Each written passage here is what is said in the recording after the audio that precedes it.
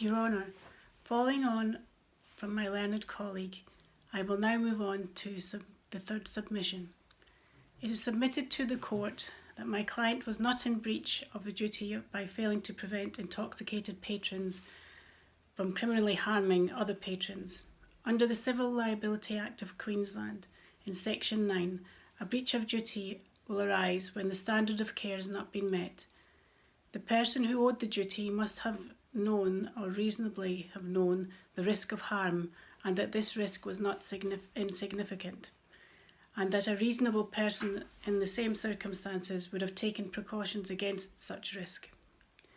Although under the Liquor Act of 1992, Section 142 ZZB, there is a duty of care where a licensee must provide and maintain a safe environment in and around the premises and take all reasonable steps to ensure that relevant offences in or around the premises are prevented where the licensee knows or has reason to believe an offence is being or about to be committed.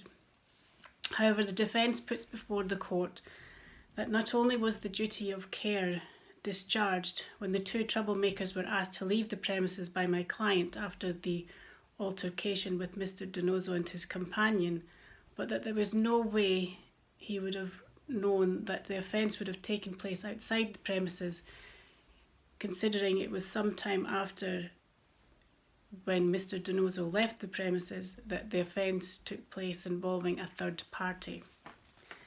The offenders were asked to leave by the main door and indicated that they were going to another venue.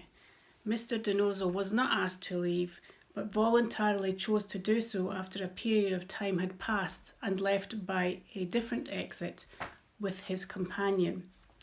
Whilst there is a duty of care to patrons of the venue, there is no duty of care to prevent criminal injury by a third party, which is what occurred in this case. As a general rule, a duty of care exists to prevent harm to such a person who is injured, and as was found in the case of the Modbury Triangle Shopping Centre. My client took reasonable steps to ensure that the two parties were separated and that one group was ejected from the premises.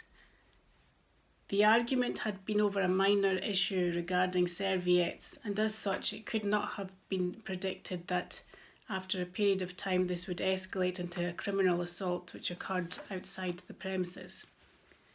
As stated by Justice Romer in Hawkins and Coulson, the Torts staff would have had to have had the prophetic vision of a clairvoyant to be able to predict that such an assault would follow, and therefore my client had acted as a reasonable person in the situation considering the circumstances by just ejecting the troublemakers separately.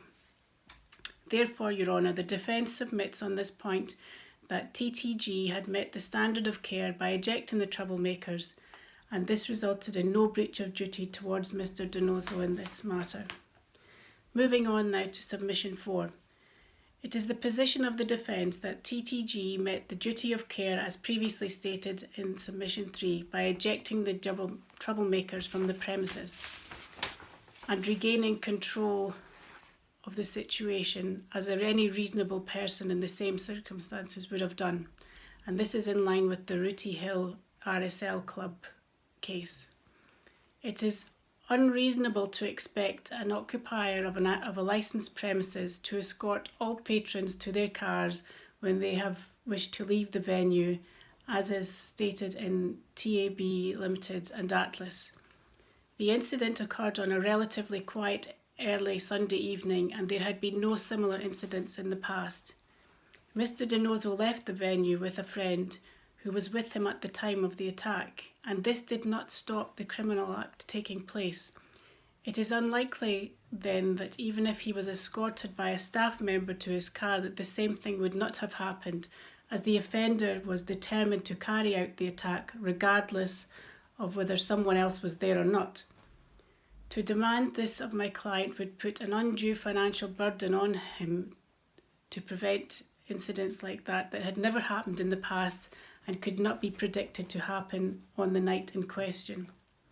On the basis of the above submission, counsel for the defence respectfully requests that the court finds that Torts Grill does not owe a duty of care to Mr. Donoso, and that they are not liable for the injuries sustained on the night of the 3rd of February 2019.